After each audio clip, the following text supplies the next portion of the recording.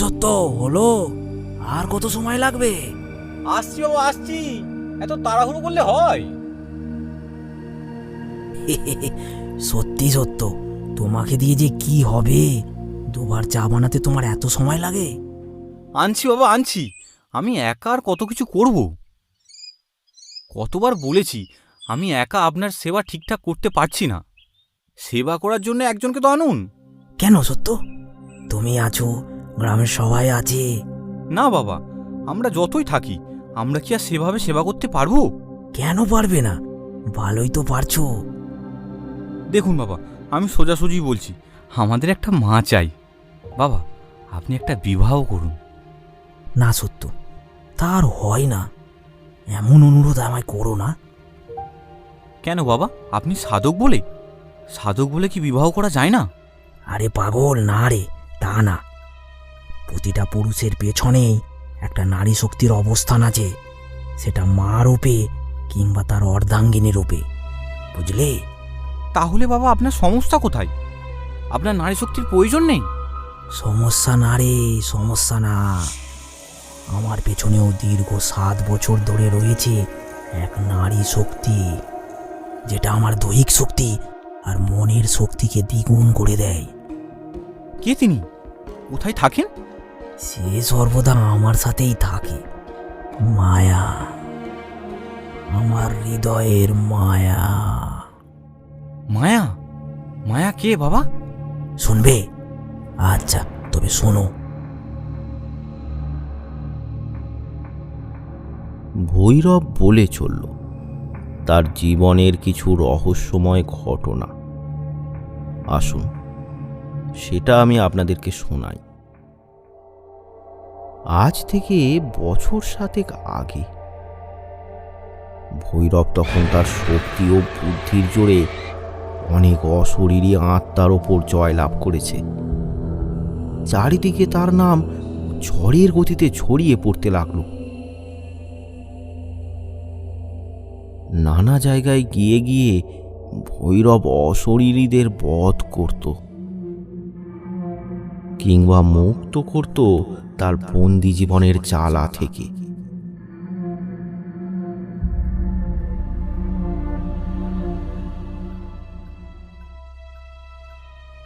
সেই রকমই এক সময়ে গিরিশপুরের বুকে জন্ম নেয় এক ভয়ানক পৈশাচিক উপদ্রব।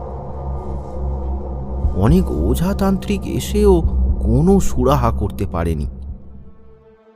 দেখো, আমি অনেক চেষ্টাই তো করলাম, কিন্তু আমার দ্বারায় ওর কিছুই করা সম্ভব হচ্ছে না। সত্যি কথা বলতে কি, কাল রাতে আমিও কোনো রকমে প্রাণ বাঁচিয়ে ফিরে এসেছি। তাহলে হরিহর বাবু, এর কি কোনো সুরাহা হবে না? হবে না কেন? সব কিছুরই সুরাহা সম্ভব। তাহলে সেটারই কিছু একটা ব্যবস্থা করুন।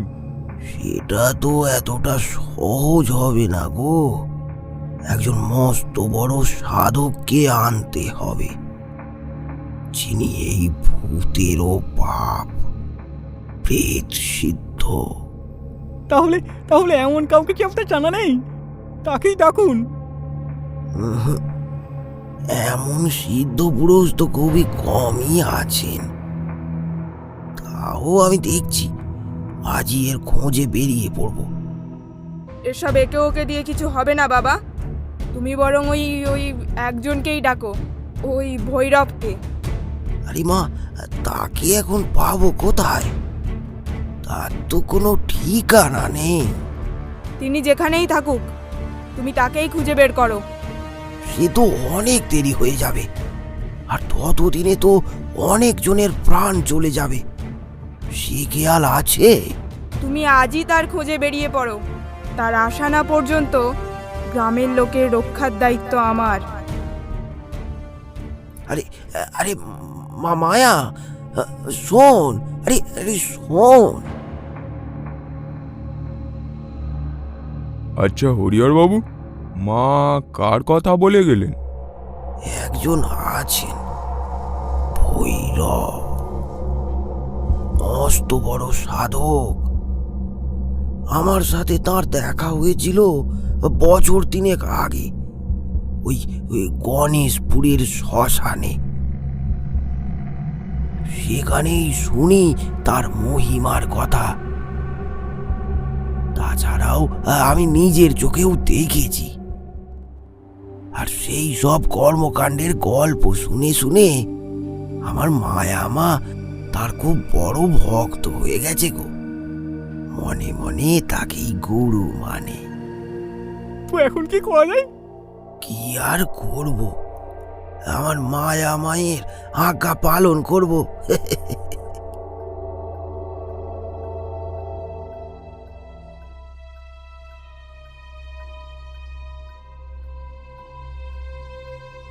সেই দিনই হরিহরবাবু বেরিয়ে পড়লেন ভৈরবের খোঁজে। তার অবর্তমানে মায়া গ্রামের লোকেদের দায়ভার নিজের কাঁধে তুলে নেয়। সন্ধ্যার পর গ্রামের কেউ বাইরে যেতে পারে না, ওই ধনার ভূতের ভয়ে। এই পর্যন্ত গ্রামের 5 জন মারা পড়েছে। অনেক চেষ্টাও তো করা হলো এর নিবারণের, কিন্তু কোনো কিছুতেই এর কোনো প্রতিকার হয়নি। এত সুন্দর গ্রামটা এখন একটা প্রেতপুরীতে পরিণত হয়েছে। এই সবই শুরু হয়েছে গ্রামের ওই দত্ত বাড়ি থেকে। চলুন ফিরে যাই আমরা আজ থেকে 5 বছর আগে।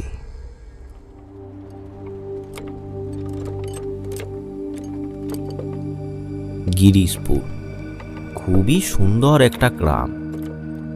এই গ্রামের লোকেরা খুবই সুখে দিন কাটাচ্ছিল। চাষিরা চাষ করে আর জেলেরা মাছ ধরে বেশ আনন্দে দিন কাটাচ্ছিল। তার উপর তাদের সাহায্য করার জন্য মাথার উপর ছিল দত্তবাড়ির কর্তা মহিম দত্ত। মহিম দত্ত ছিলেন গ্রামের লোকের কাছে ভগবান। তার 2 ছেলে, বড় ছেলে ধনা ও ছোট ছেলে বিজয়। ছোট ছেলে বিজয় ছিল একেবারে তার বাবার মতো। গ্রামের লোকের দুঃখে তার মন কেঁদে উঠত।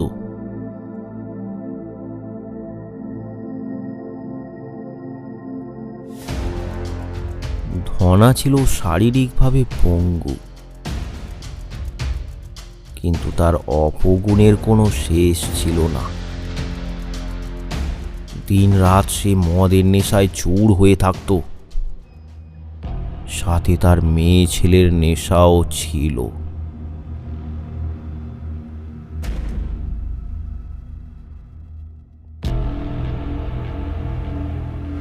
তার এই সব অপগুণের জন্য মহিমবাবু ঠিক করেন যে তাঁর অবর্তমানে এই জমিদার বাড়ির ভার তিনি বিজয়কেই দেবেন।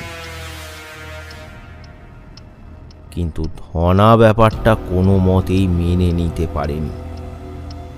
সে ভাবত সে পঙ্গু বলেই তার ওপর মহিমবাবু অবিচার করেছেন।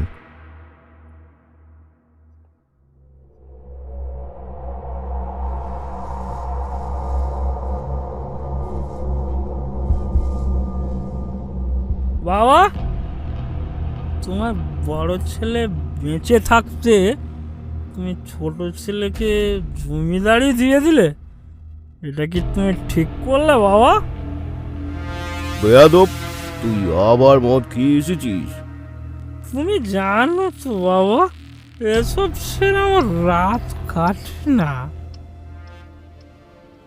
তোকে তো কতবার বলেছি এসব ছাইপাশ খাস না। আর যদি খেতেই হয় তো বাড়িতে বসে খা, ওই সব জায়গায় না গেলেই কি নয়। বেশ করেছি আমি খেয়েছি, ওটা ছাড়া আর কি রেখেছো আমার জীবনে? হ্যাঁ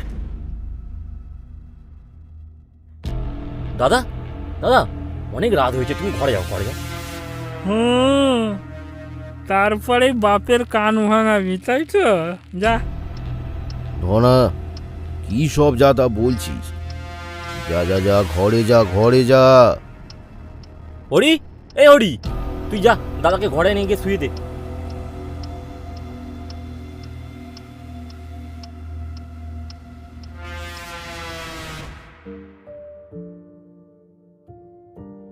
বাবা, তুমি চিন্তা করো না, তুমি দেখবে দাদা একদিন ঠিক সুধরে যাবে। ভগবান সব সুখ একসাথে কখনো দেয় না রে। তুই যা শুয়ে পড়, তোকে আবার সকালে চাষিদের কাছে যেতে হবে তো। যা শুয়ে পড়।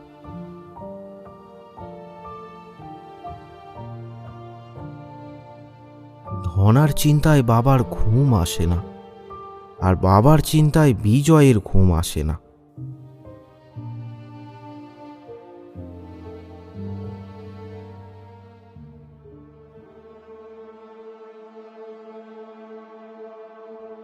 এরপর হঠাৎ একদিন ঘটল একটা মর্মান্তিক ঘটনা। রাতে ছাদে পায়চারি করতে করতে ছাদ থেকে পড়ে গিয়ে মারা যায় বিজয় দত্ত। হঠাৎ এই রকম ঘটনায় ভেঙে পড়ে দত্তবাড়ি সহ সারা গ্রামটা। দত্তবাবু, এসব কি ঘটে গেল? আমাদের বিজয় বাবুর কি হলো? বিজয় বাবু, মনে হয় উনি ঘুমের মধ্যে রাত্রে ছাদে চলে গিয়েছিলেন, আর সেখান থেকে পড়ে গিয়েই মনে হয় এই অবস্থা।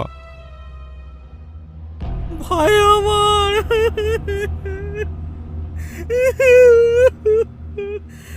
ভগবান এত নিষ্ঠুর হতে পারে জানতাম না। তোর জায়গায় আমায় কেন নিয়ে নিল না?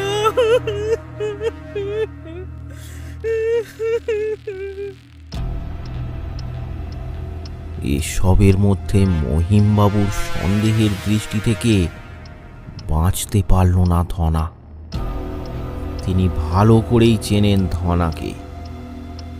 জমিদারি না পাওয়ায় তার মনে জমে আছে প্রচণ্ড রাগ। এই শোনো সকলে, আজ থেকে আমার জমিদারির সব দায়িত্ব নেবে আমার নাতি পটাই দত্ত। কিন্তু বাবা, ও তো এখনো খুব বাচ্চা, কচি ছেলে, ও কি পারবে? সে আমি জানি। ও যতদিন না এর উপযুক্ত হয় ততদিন আমি সব দেখাশোনা করব। বাবা, তোমারও তো বয়স হচ্ছে। এটাই আমার শেষ কথা। তোমাদের ছোট বাবুর দেহটা শ্মশানে নিয়ে যাও।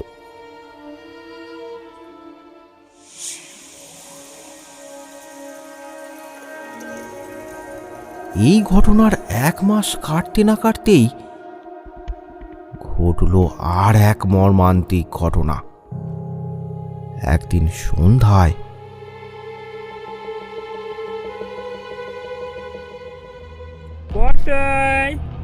পড়াই বাবা, এদিকে এসো। এই দেখো, তোমার জন্য গুড়ের নাড়ু এনেছি। এসো বাবা, এসো। এদিকে এসো না, এসো আমার কাছে এসো বাবা, এদিকে এসো পটাই বাবা। সুযোগ বুঝে ধাক্কা মেরে পটাইকে নিচে ফেলে দেয় ধনা। আর এই ঘটনাটা স্বচক্ষে দেখে ফেলে মহিম বাবু।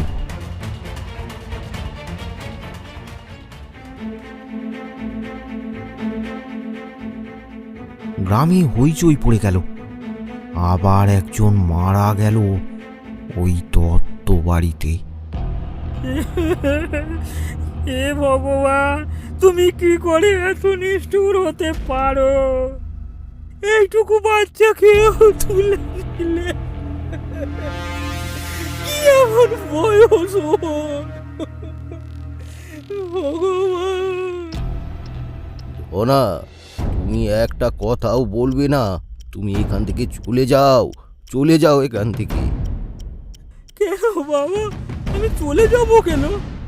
এখন থেকে তো আমাকেই তোমার পাশে দাঁড়াতে হবে বাবা, তোমার তোমার লাঠি হয়ে।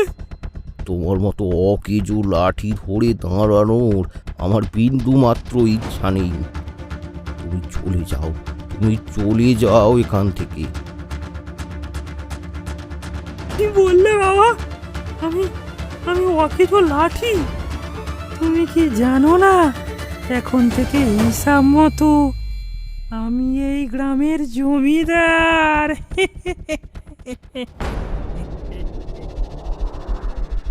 জমিদারি চালানোর কোনো যোগ্যতাই তোমার মধ্যে নেই। তুমি যা করেছো সেটা কি আমি সবাইকে বলবো? কেন বাবা, কি করেছি আমি? কি করেছো তুমি জানো না? তুমি এই নিষ্পাপ বাচ্চাটাকে খুন করেছো। এ কি বলছেন মহিমবাবু? সত্যি? হ্যাঁ, আমি নিজের চোখে দেখেছি। তাই? তাহলে তো আর ছাড়বো না ওটাকে।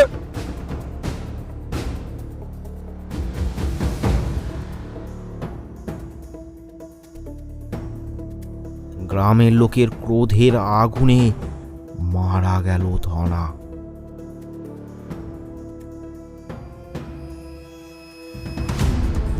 মহিমবাবুর তাতে বিন্দু মাত্র আফসোস হলো না। তার দু চোখ জলে ভরে গেল তার ওই ছোট্ট নাতিটার জন্য। তিনি যদি তাকে উত্তরাধিকারী না করতেন তাহলে হয়তো তাকে আজ মরতে হতো না। বাবু, এখন কি করব? ধনাবাবুর দেহটা সৎকার করতে হবে তো।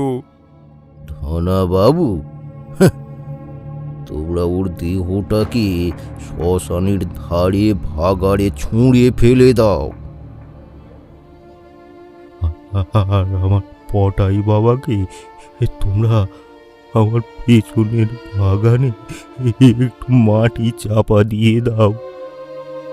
এ কাজ আমি নিজে হাতে করতে পারবো না।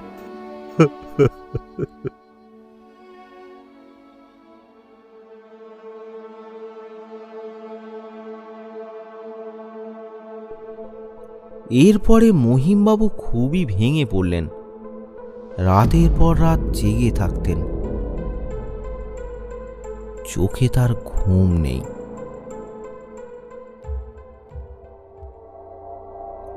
এক গরমের রাতে যথারীতি তিনি জেগে আছেন। তিনি তার ঘরের বাইরে একটা আরাম কেদারায় বসে আছেন।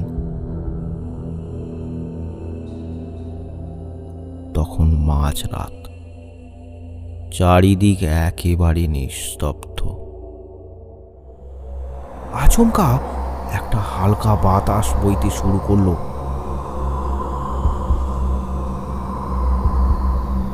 চেয়ারটা দুলতে দুলতে হঠাৎ থেমে গেল। মহিমবাবু একদম চুপ।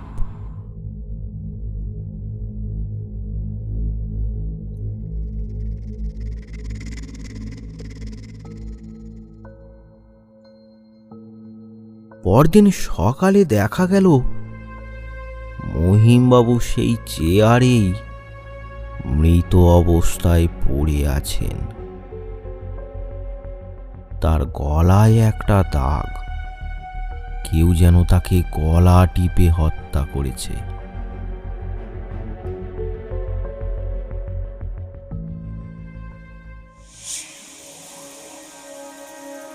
এরপর থেকে ওই বাড়িতে আর কেউই থাকে না। বাড়িটা এখন ভয়ঙ্কর রূপ নিয়েছে। দিনে কিংবা রাতে ওই বাড়ির পাশ দিয়ে যাতায়াত করা দুষ্কর হয়ে দাঁড়িয়েছে। একদিন গ্রামের সবাই মিলে হরিহর মশাইকে ডেকে আনেন।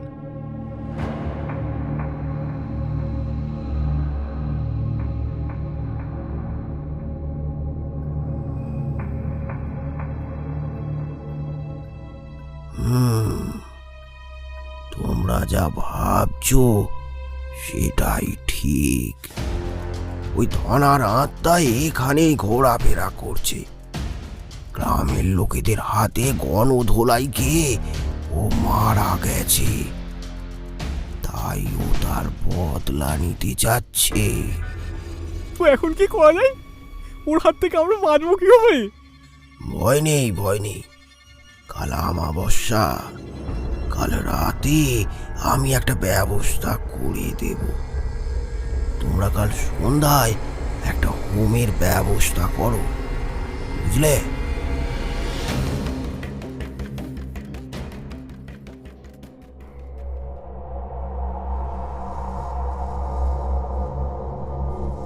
যথারীতি সেই মতো পরদিন রাতে হোমযজ্ঞ করে ওই ঘরেই বন্দি করে দেওয়া হয় ধনার আত্মাকে।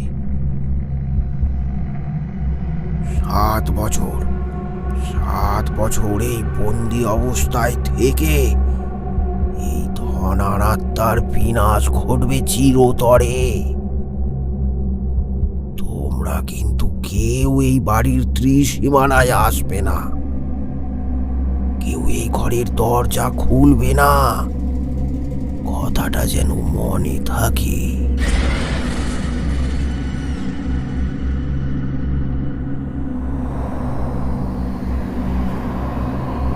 মাঝে মধ্যে ওই বাড়ির থেকে শোনা যায় নানা রকমের ভুতুড়ে চিৎকার। কেউ যেন গুমড়ে গুমড়ে কাঁদে, আবার কখনো কখনো ভেসে আসে বিকট এক অট্ট হাসির শব্দ। মাঝে মাঝে কে যেন বলে ওঠে, তোদের কাউকে ছাড়বো না, তোদের কাউকে আমি বাঁচতে দেব না। ভয়ে গ্রামের লোক কেউ আর ওইদিকে যায় না। ধীরে ধীরে জমিদার বাড়িটা একটা পুরো বাড়িতে পরিণত হয়। গাছপালা জঙ্গলে ভরে ওঠে জমিদার বাড়ির চারিদিক। এইভাবেই অনেক দিন কেটে যায়। ধীরে ধীরে গ্রামে আবার স্বাভাবিক অবস্থা ফিরে আসে। গ্রামের সবাই ভুলতে থাকে এই সব পৈশাচিক ঘটনার কথা। কালক্রমে গ্রামবাসীদের মন থেকে মুছে যায় ধনার ভূতের কথা।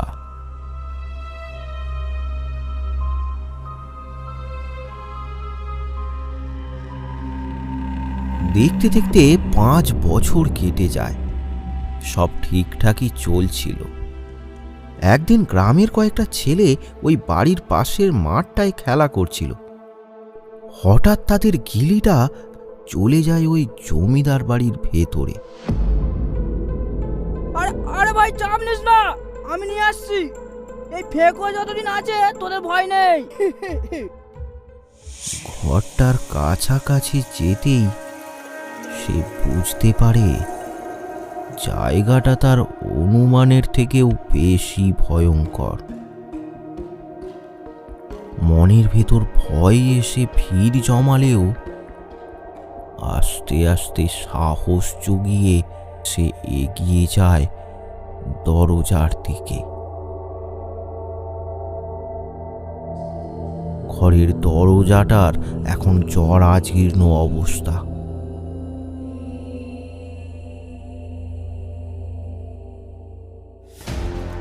ফেকো সজোরে একটা লাথি মারল দরজার ওপরে। দরজাটা মড়মড় করে ভেঙে পড়ল, আর তার সাথেই ছিঁড়ে গেল সেই লাল সুতোর বাঁধন। ফেকো এবার ভেতরে চলে যায়।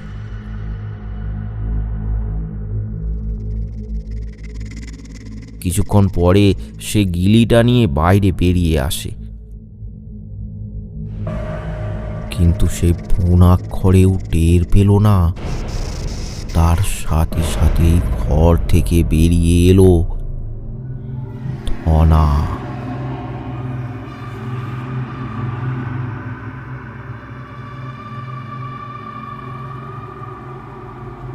সেই দিন রাত থেকেই গ্রামে শুরু হলো ভৌতিক উপদ্রব। সেই রাতেই গ্রামের এক ব্যবসায়ী মুকুন্দর সাথে ঘটনাটা ঘটল। পাশের গ্রামেই তার চালের গোলা আছে, সেখান থেকে সে একাই হেঁটে মাঠের রাস্তা দিয়ে বাড়ি ফেরে। সেই রাতেও একইভাবে মুকুন্দ বাড়ি ফিরছিল। মাঠের ওই রাস্তার পাশেই একটা বড় তেঁতুল গাছ আছে। আজকের রাতটা বেশ নিস্তব্ধ। মুকুন্দ হেঁটে চলেছে, তার চারপাশ একেবারে ফাঁকা।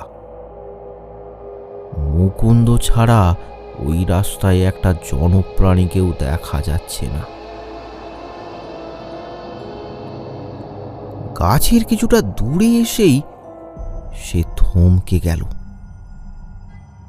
সে দেখতে পেল তেঁতুল গাছ থেকে কি যেন দুটো জিনিস ঝুলছে, কিন্তু সেগুলো যে কি তা সে ঠিক বুঝতে পারল না। দুটো ডাল ভেঙে হয়তো ওইভাবে ঝুলছে, তাই ভেবে সে সামনে এগিয়ে যেতে লাগলো।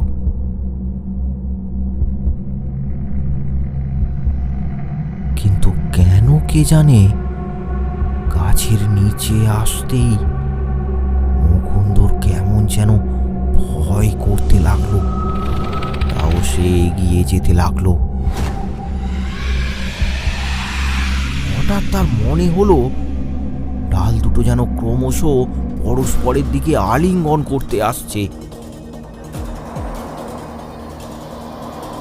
একেবারে সামনে আসতেই সে বুঝতে পারল ওটা ডাল নয়, কারো দুটো লম্বা পা ওপর থেকে ঝুলছে। সে কি বড় আর বীভৎস! মুকুন্দ কোনো কিছু বুঝে ওঠার আগেই পা দুটো সাঁড়াশির মতো করে তার গলায় চেপে ধরে। ছটপট করতে থাকে মুকুন্দ, কিন্তু তার গলা থেকে একটু আওয়াজ বেরোলো না। কেউ যেন তার মুখটা একেবারে বন্ধ করে রেখেছে। ছটপট করতে করতে এক সময় স্থির হয়ে যায় মুকুন্দ। সাথে সাথে পাগুলো তাকে ছেড়ে আবার যথাস্থানে চলে যায়। মুকুন্দর নিথর দেহটা লুটিয়ে পড়ে রাস্তায়।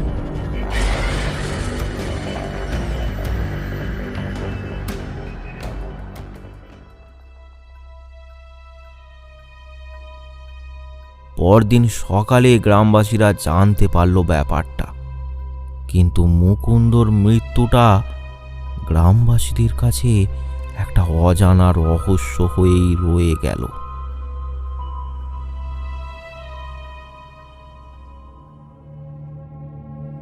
এই ঘটনার দুদিন পর আবার একটা ঘটনা ঘটল।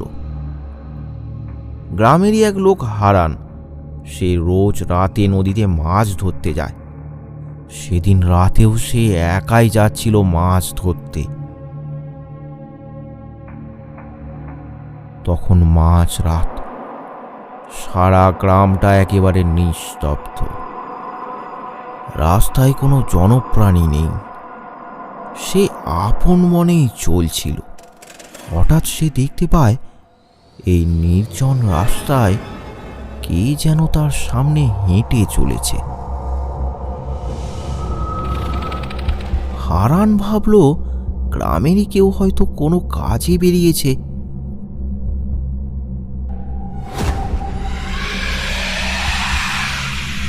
সে ডাক দিল, কে গো, নকুলগুলো নাকি? কোনো উত্তর নেই। সে দিব্যি হেঁটে চলেছে। সে যেন হারানের কোনো কথাই শুনতে পাচ্ছে না। হারান একটু ভয় পেয়ে গেল। কোনো চোর ডাকাত না তো? চোর ডাকাত যেই হোক, তার কাছে তো চুরি করার মতো কোনো জিনিস নেই। সে ভয় না পেয়ে এগিয়ে চলল।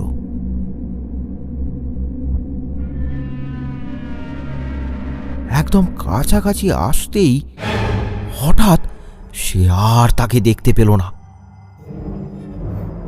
ওরে বাবা, কোথায় গেল? কোনো ভুতুরে ব্যাপার নাকি? হঠাৎ পেছন থেকে একটা ধাক্কা, হপ করে মাটিতে পড়ে যায় হারান। তারপর চিৎকার করতে থাকে, কিন্তু আর উঠতে পারে না। কেউ যেন তার গলা চেপে ধরেছে মাটিতে। গু গু করতে করতে এক সময় স্তব্ধ হয়ে যায় হারান।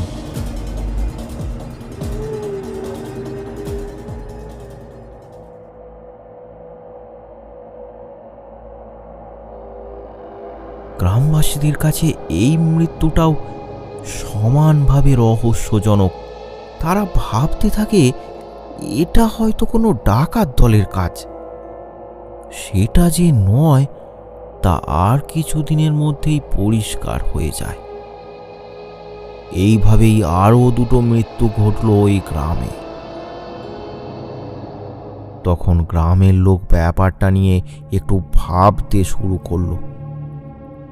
এটা কোনো চোর ডাকাত দলের কাজ হতে পারে না। যারা মারা গেছে তাদের কাছে তো এমন কিছু ছিল না যে চোর ডাকাত আসবে। আলোচনা করতে করতে উঠে আসে ধনার নাম। তবে কি ধনার ভূত ফিরে এসেছে? সেই গ্রামের এই সব নিরীহ লোককে মেরে ফেলছে, কিন্তু সে তো বন্দি আছে ওই জমিদার বাড়িতে। তাহলে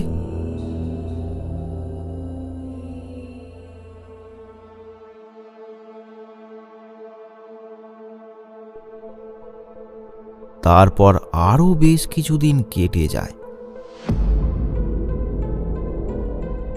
আবার ঘটল এক আশ্চর্য ঘটনা। রাতে নয়, একেবারে দিনে দুপুরে গ্রামের এক ছেলে মাঠের ধারের এক পুকুরে ছিপ ফেলছিল। সে আপন মনেই গান করতে করতে মাছ ধরছিল। এমন সময় কে যেন পেছন থেকে তাকে ধাক্কা দিয়ে পুকুরে ঠেলে ফেলে দেয়। তারপর তাকে জলেই চুবিয়ে রাখে। জল খেতে খেতে ছটপট করতে থাকে সে। কিছুক্ষণ পর তার প্রাণহীন দেহটা জলের গভীরে তলিয়ে যায়। এই পুরো ব্যাপারটা দূরে দাঁড়িয়ে দেখে ফেলে গ্রামের এক লোক সতীশ চন্দ্র।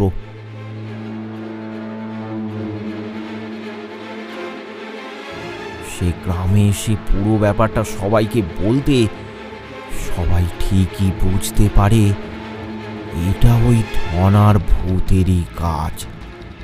নিশ্চয়ই কোনোভাবে মুক্তি পেয়ে গেছে ওই ধনার আত্মা। গ্রামের সব লোক ছুটে যায় হরিহর বাবুর কাছে।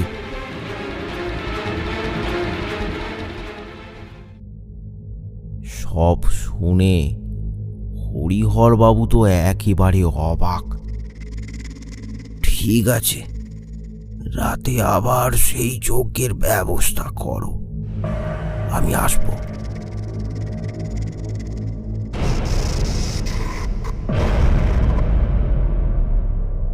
যথারীতি রাতে সব ব্যবস্থা করে হরিহরবাবু যজ্ঞে বসলেন।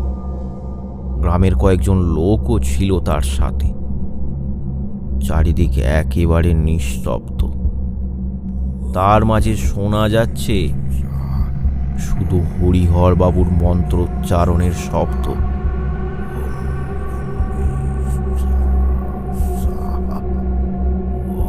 এইভাবে কিছুক্ষণ কেটে গেল।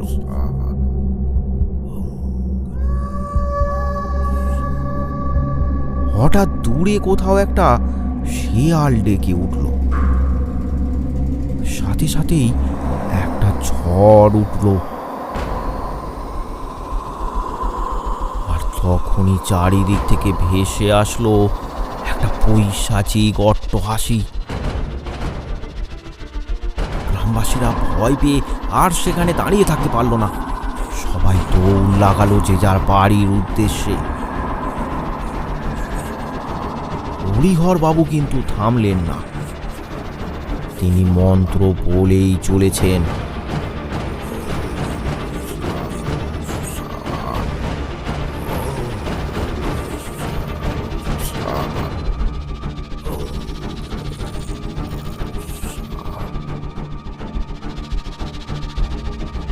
হঠাৎ তার যজ্ঞের সামনে আবির্ভাব হলো একটা কালো ছায়া মূর্তি।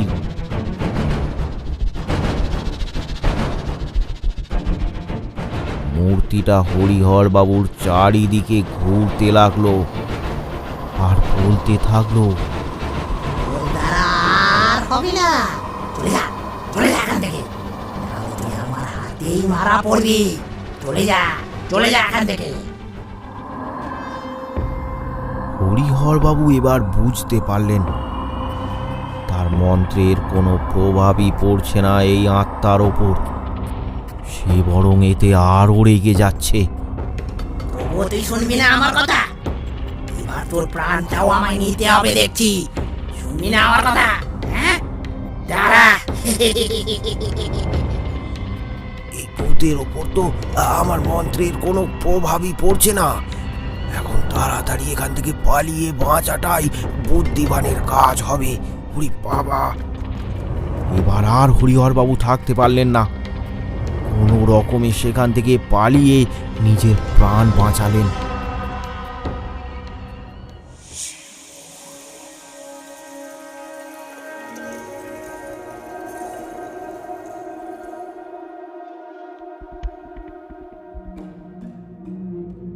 আমি সারা রাত জেগে এখানে পাহারা দেব।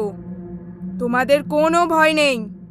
যদি আজও এখানে আসে তবে আজই ওর শেষ। কিন্তু মায়ামা, হরিহরবাবু যখন ওই আত্মা কিছু করতে পারলো না, তুমি কি পারবে? বাবা পারেনি বলে আমিও পারবো না এটা তো নয়।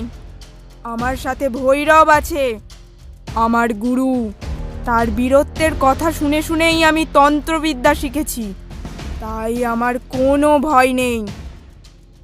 তাহলে ওই ভৈরবকেই একবার ডেকে আনুন না। সেটাই তো আমার দুঃখ গো। আমি আজ পর্যন্ত তার দর্শন পেলাম না, তবে তিনি সবসময় আমার মন প্রাণ জুড়ে আছেন। এখন শুধু অপেক্ষা তার আসার।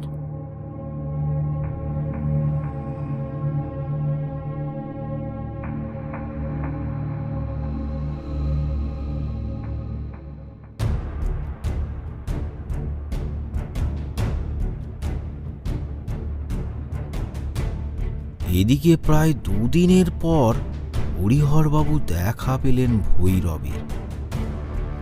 ভৈরব তখন শিবপুরের শ্মশানে একটা গাছের নিচে বসে। ভৈরবের দেখা পেয়ে হরিহরবাবু খুব খুশি হলেন। তিনি ভৈরবকে আগাগোড়া সব ঘটনাটা খুলে বললেন।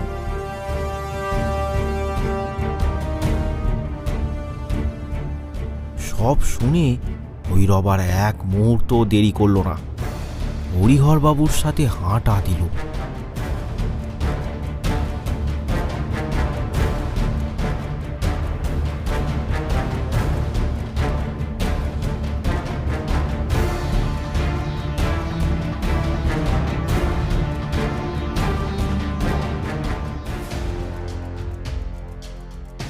হরিহরবাবু, গ্রাম ছেড়ে আপনার আসাটা তো তাহলে ঠিক হয়নি?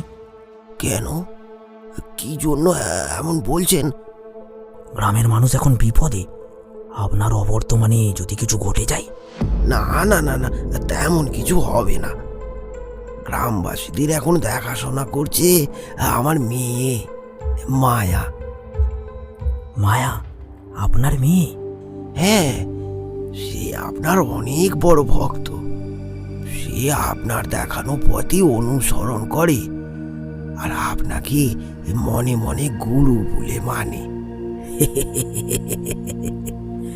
তাহলে তো তা পরীক্ষা করে দেখতে হয়, কি বলেন?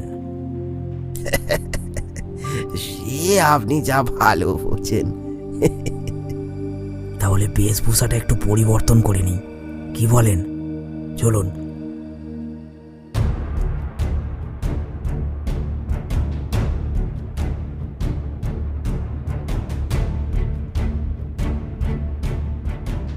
এদিকে দুদিন কেটে গেছে, বাবা এখনো ফেরেনি। সেই চিন্তায় মায়া একেবারে কাতর হয়ে পড়েছে। সে এক বিন্দুও স্থির থাকতে পারছে না। বাবা কি তার দেখা পেয়েছে? বাবা কি তাকে আনতে পারবে? কি যে হবে? এইসব নানা রকম ভাবতে থাকে মায়া। মায়া, মায়া, কোথায় তুই? এমন সময় হরিহরবাবু এসে পৌঁছালেন, সাথে ভৈরব। বাবা, বাবা তুমি এসে গেছো? আর আর তাকে খুঁজে পেয়েছো? কোথায় তিনি?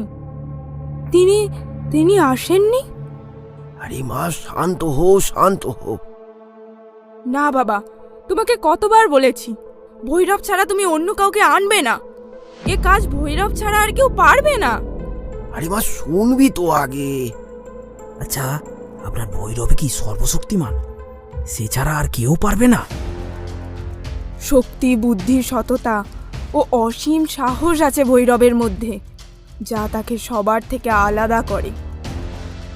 তাহলে হরিহরবাবু, আমি কি চলে যাব? সেটাই তো ভাবছি গো। না, আপনাকে কোথাও যেতে হবে না। বাবা যখন আপনাকে এখানে নিয়ে এসেছেন, আপনি এখানেই কদিন থাকুন। দেখি ওই ভূতকে তাড়াতে আপনি আমাকে কি সাহায্য করতে পারেন। আচ্ছা, তাই হবে। বাবা চলো, ভেতরে চলো, খাওয়া দাওয়া করে একটু বিশ্রাম নেবে। আর আপনিও আসুন।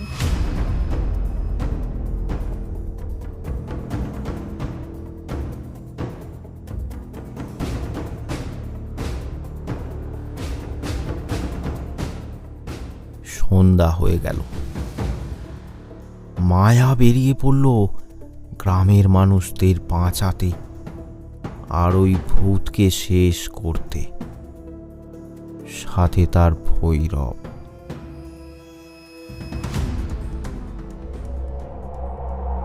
অন্ধকারেই হেঁটে চলেছে তারা। চারপাশের পরিবেশটা আজ একটু বেশি ভয়ঙ্কর। আর হবে নাই বা কেন? ভৈরব চলে এসেছে যে। ভূত প্রেত সবাই টের পেয়ে গেছে, এসে গেছে তাদের জম, তাদেরকে শেষ করতে। কিন্তু মায়া কোনোভাবেই বুঝতে পারল না তার মনে বসে থাকা ভৈরব আজ তার সাথে হাঁটছে।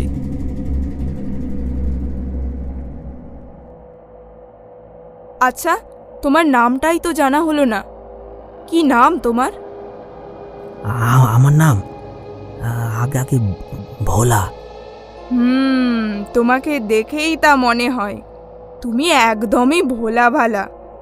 তা ভূত দেখে ভয়ে পালিয়ে আসবে না তো? হ্যাঁ, কি ভূত? তা আপনি যখন আছেন, ভয় কিসের? ঠিক আছে, তুমি সব সময় আমার সাথেই থাকবে, বুঝলে? মনকে শক্ত করো।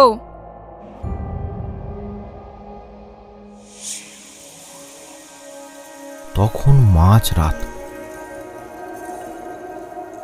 দুজনে সারা গ্রাম ঘুরে ঘুরে দেখেই চলেছে।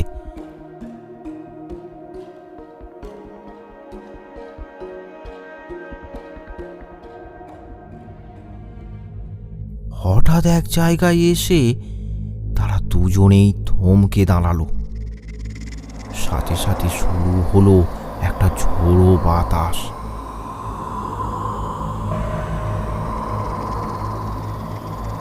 ভৈরব সব ব্যাপারটা বুঝতে পারল।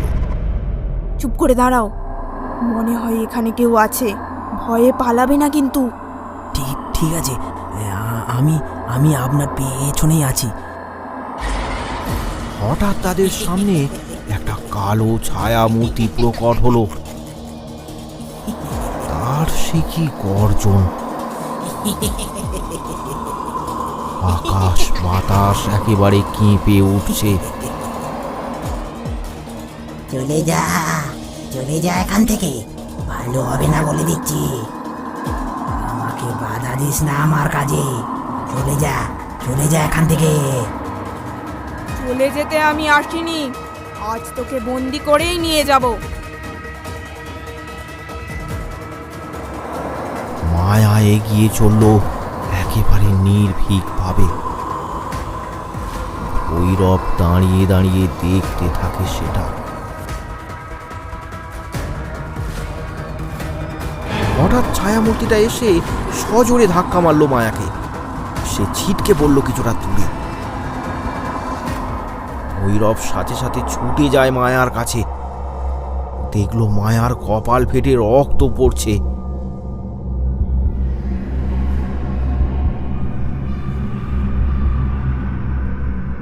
ভৈরব এবার প্রচণ্ড রেগে গেল।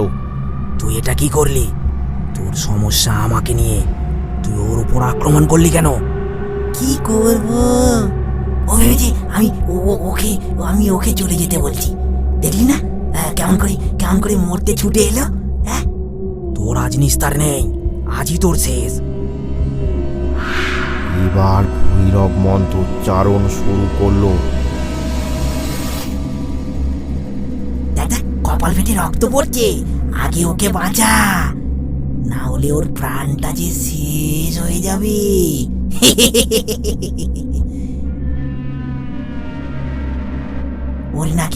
ওর নাকি মন প্রাণ জুড়ে এই শুধুই ভৈরব। দেখ আগে ওকে বাঁচাবি না আমায় মারবি। দেখ কি করবি, দেখ।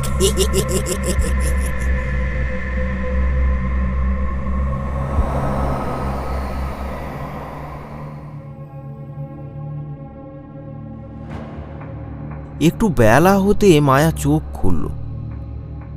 সে দেখল সে বাড়ির বিছানায় শুয়ে। বাবা, আমি এখানে কি করে?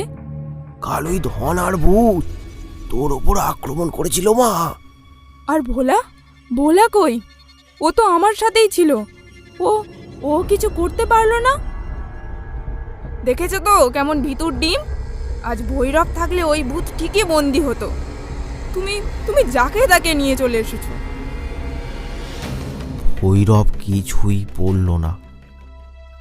নীরবে সব মুখ বুজে শুনে বাইরে চলে এলো। এইসব কথায় ভৈরব মোটেই অপমান বোধ করল না।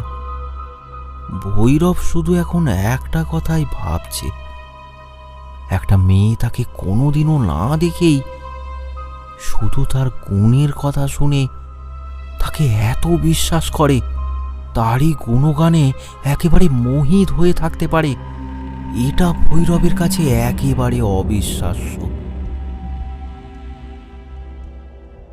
দেখ মা, তুই ভুল ভাবছিস। আজ ওর জন্যই তুই প্রাণে বেঁচেছিস। ওই তোকে সময় মতো এখানে নিয়ে এসেছে। একজনের গুণগানে মেতে তুই আর একজনকে এইভাবে অপমান করতে পারিস না মা। বাবা, আমার ভুল হয়ে গেছে।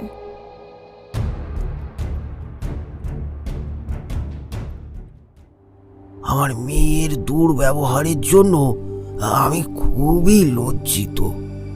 দয়া করে তুমি ওকে ক্ষমা করে দাও। এসব আপনি কি বলছেন? খাঁটি সোনার পরখ করতে হবে না? আচ্ছা, তুমি ওকে সত্যিটা বলে দিচ্ছ না কেন? হ্যাঁ বলবো। আজ রাতে ওই আত্মাকে বন্দি করে তারপর ওকে জানাবো আসল সত্যিটা। আচ্ছা, তাই ভালো। আজ রাতে সচক্ষে দেখে নেবে ওর ভৈরবের শক্তি। না, তা ঠিক হবে না। ওই আত্মা জেনে গেছে আমার দুর্বল জায়গা, তাই আজ আমি একাই যাব। আর তোমার দুর্বল জায়গা সেটা কি? হ্যাঁ হরিহর বাবু, আমার দুর্বল জায়গা মায়া। আমি পড়ে গেছি এক মায়ার বাঁধনে। সত্যি বলছো? আজ আমি খুবই খুশি। তোমার সিদ্ধান্তে আমার কোনো আপত্তি নেই। আমায় আশীর্বাদ করুন। আজই যেন এই বিপদ থেকে সারা গ্রামকে আমি রক্ষা করতে পারি। কিন্তু মায়া মাকে কি করে আটকাবো? ও তো তোমার সাথে যেতে চাইবেই। সেটা তো যেভাবেই হোক করতে হবে। আচ্ছা ঠিক আছে, কিছু একটা ব্যবস্থা তো করতে হবে, দেখছি।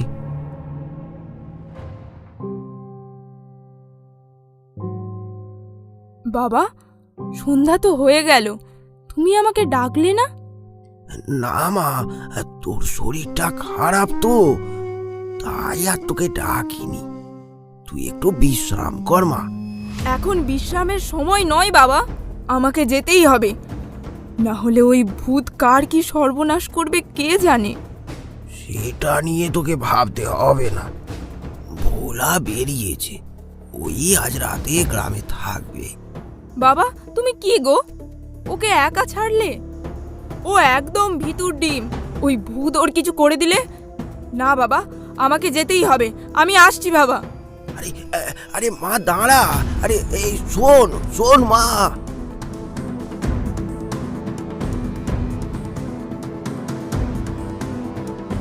এদিকে ভৈরব চলেছে গ্রামের পথে। আজ ওই ভূতকে বন্দি করাই তার উদ্দেশ্য। চারিদিকের ভূত প্রেতরা চিৎকার করে জানান দিচ্ছে ভৈরব আসছে, কিন্তু ধনার ভূত কিছুতেই ভৈরবের সামনে আসছে না।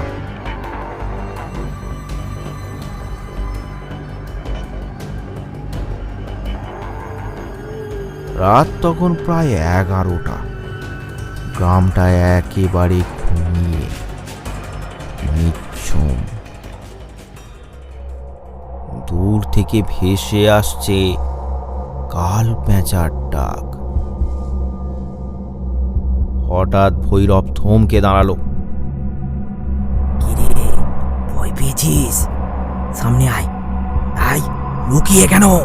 সামনে আয়। ভয় না রে, ভয় না।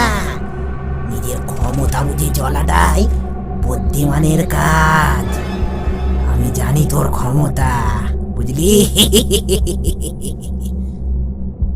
তুই সামনে আসবি, না হলে দেখ আমি কি করতে পারি।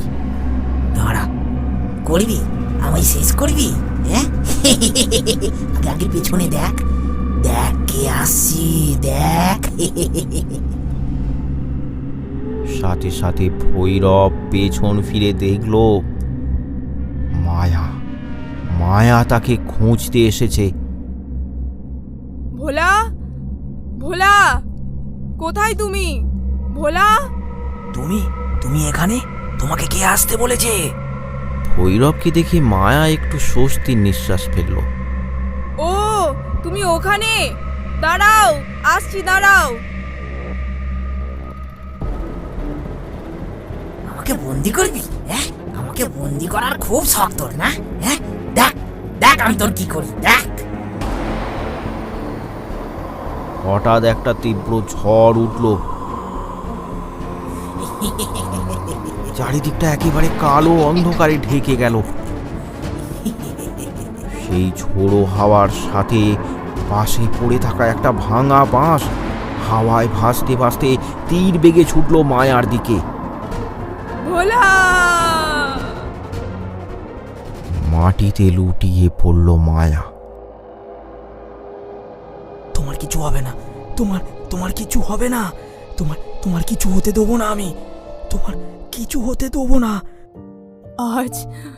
আজ আমার ভৈরব থাকলে এভাবে আমার প্রাণটা যেত না। একটাই দুঃখ আমার ভৈরবকে আমি চোখে দেখতে পেলাম না। মায়া, মায়া, দেখলি আমার সাথে লাগার কি পরিণাম? হ্যাঁ, চলে যা, এখনো সময় আছে, এখান থেকে চলে যা, চলে যা বলছি।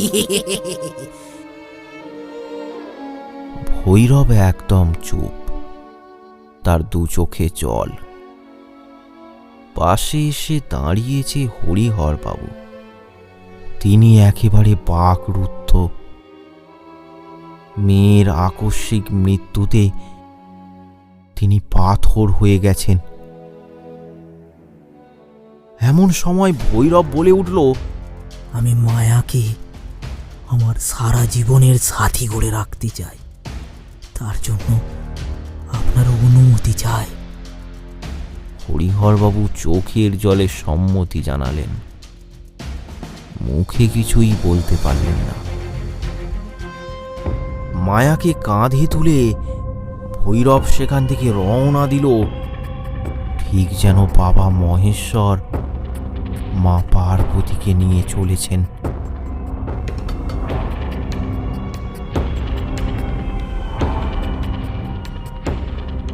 এরপর অন্ধকারে হারিয়ে গেল তারা।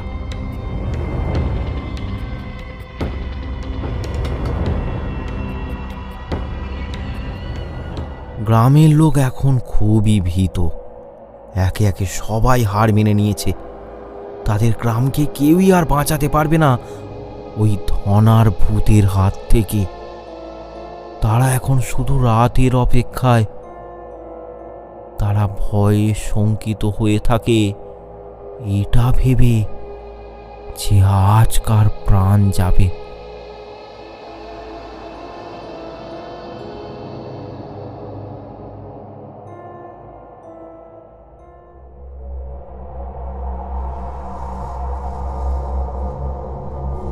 আজকের রাতটা অন্য রাতগুলোর থেকে একটু আলাদা।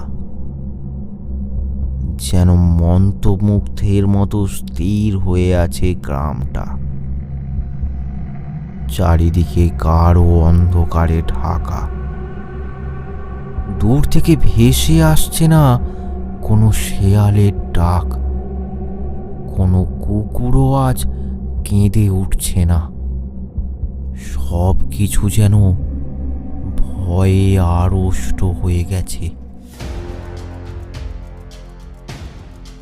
হঠাৎ ঘন কুয়াশার মধ্যে দিয়ে ধীরে ধীরে স্পষ্ট হলো একটা লোক। হ্যাঁ, ভৈরব। সাথে সাথে দূরে কোথাও থেকে ডেকে উঠল একটা শেয়াল। ধীরে ধীরে কাটতে লাগলো অন্ধকার।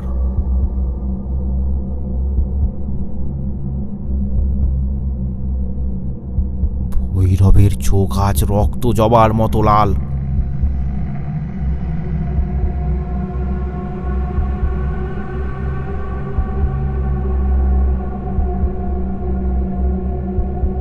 শ্মশান থেকেই ফিরেছে ভৈরব।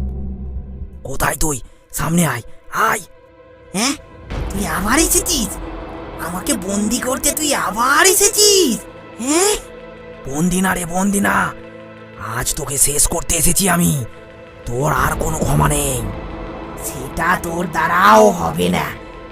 সেটা তোর দ্বারাও হবে না রে, হবে না।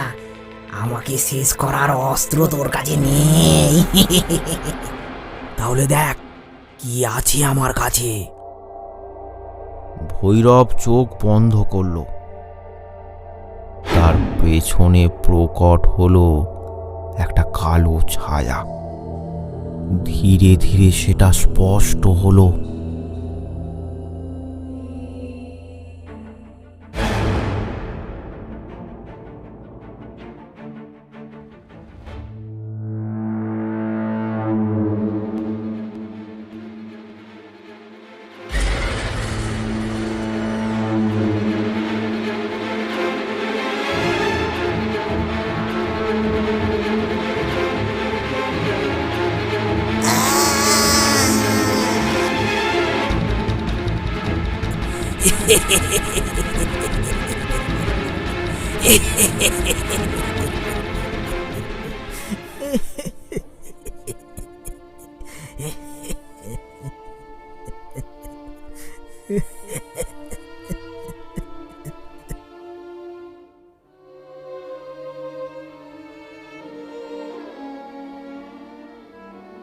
খুবই দুঃখজনক ঘটনা বাবা। বাবা, তাহলে আমাদের মা কোথায়? তার দর্শন আমি ছাড়া আজ পর্যন্ত কেউ পায়নি। তবে আজ আমি তোমাকে তার দর্শন করাবো।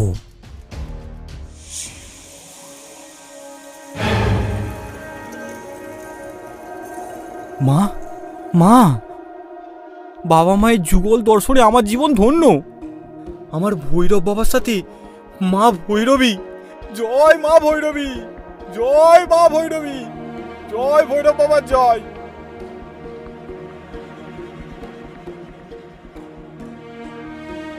আরও ভয়ানক গল্প পেতে আমাদের চ্যানেলটি সাবস্ক্রাইব করুন আর কমেন্ট করে জানাতে ভুলবেন না গল্পটি কেমন লাগলো। কমেন্ট করে পাশে থাকুন বাংলা কার্টুন হাব।